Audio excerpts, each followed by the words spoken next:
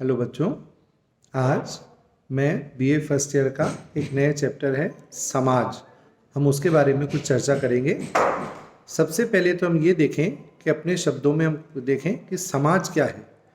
तो समाज जैसे साधारण शब्दों में हम लोग रोज़ाना सुनते हैं कि समाज को लोगों ने कुछ व्यक्तियों का समूह माना है, किसी ने इसे एक संस्था के रूप में माना है और किसी ने इसे अलग अलग रूपों में परिभाषित किया है।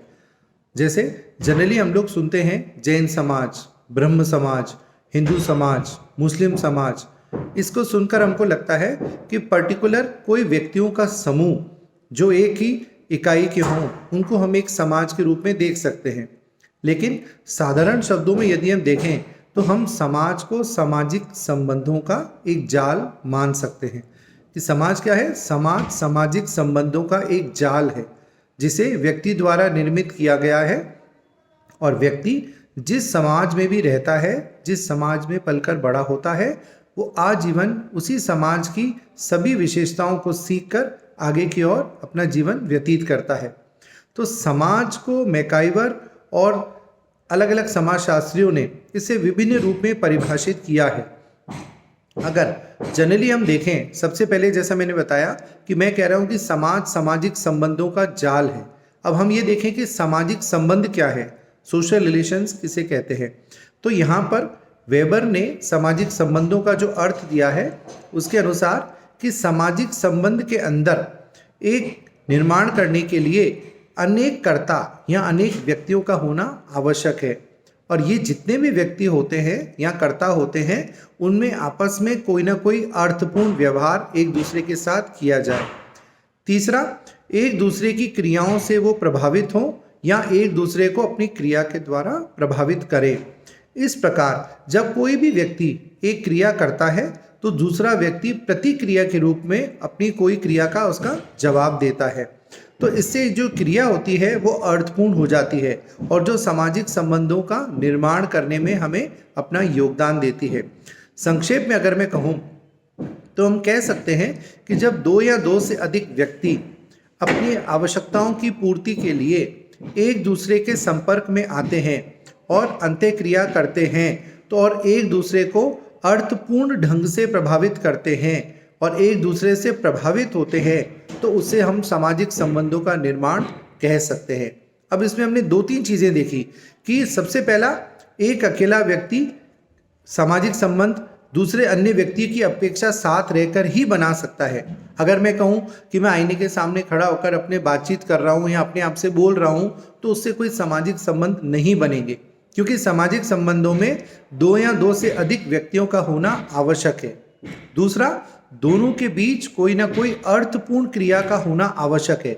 जैसे मान लीजिए मेरी किसी से दोस्ती होती है तो जब हम पहली बार मिलते हैं तो हम सबसे पहले हाथ मिलाते हैं, एक दूसरे को अपना परिचय देते हैं, फिर एक दूसरे को अपना नाम बताते हैं, फिर हम धीरे धीरे आपस में रोज़ाना मिलना शुरू करते हैं और धीरे धीरे रोज़ाना एक दूसरे से मिलने से या क्रिया और प्रतिक्रिया होने से कुछ दिनों बाद हमारी दोस्ती और गहरी हो जाती है और हमारे बीच सामाजिक संबंधों का निर्माण होता है।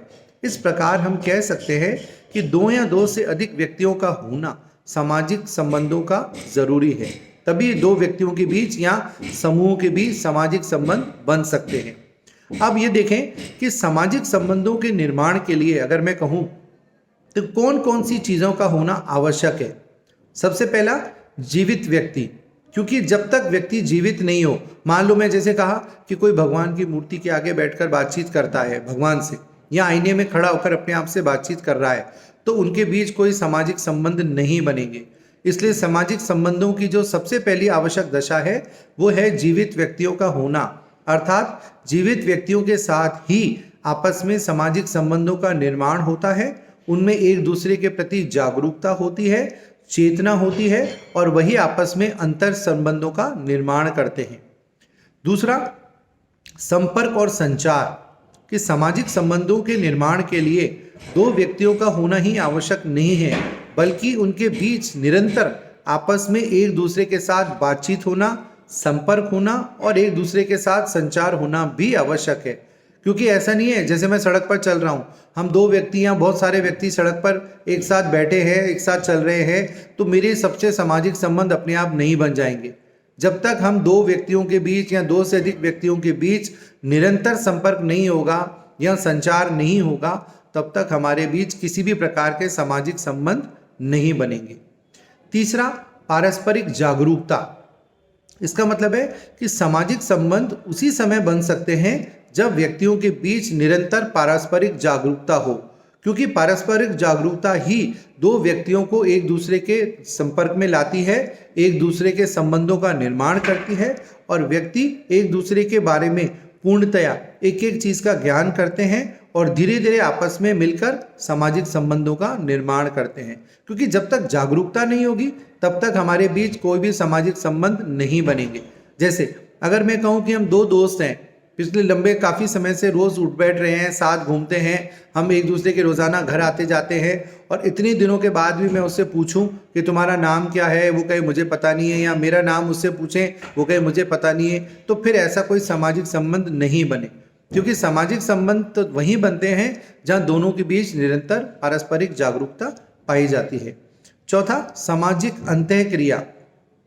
कि सामाजिक संबंधों के निर्माण के लिए सामाजिक संबंध जो भी बनते हैं वो व्यक्ति और समूह के बीच निरंतर सामाजिक अंतःक्रिया का होना भी आवश्यक है। क्योंकि व्यक्ति और समूह जब आपस में एक दूसरे के संपर्क में आते हैं तो वो एक दूसरे को प्रभावित करते हैं या एक दूसरे से प्रभावित होते हैं, और इसी दिशा को अंतरक्रिया कहा जाता है। अंतःक्रिया का मतलब होता है कि जैसे मैंने किसी को क्लास में पूछा कि खड़े हो अपना नाम बताओ, उसने अपना नाम बताया, फिर मैंने जो भी पढ़ाया मैंने उससे पूछा कि उसके बारे में उसके बताओ, ये मैंने इसको क्या समझाया आपको, फिर वो मुझे बताता है, फिर मैं दूसरे बच्चे से पूछता हूँ। तो यहाँ मैं क्रिया और प्रतिक्रिया के रूप में हमारे बीच जो संपर्क हो रहा है वो सामाजिक अंतःक्रिया का एक उचित उदाहरण है। ठीक है, अब नेक्स्ट मैं इसके आगे आपको नेक्स्ट वीडियो में बताऊंगा। Thank you.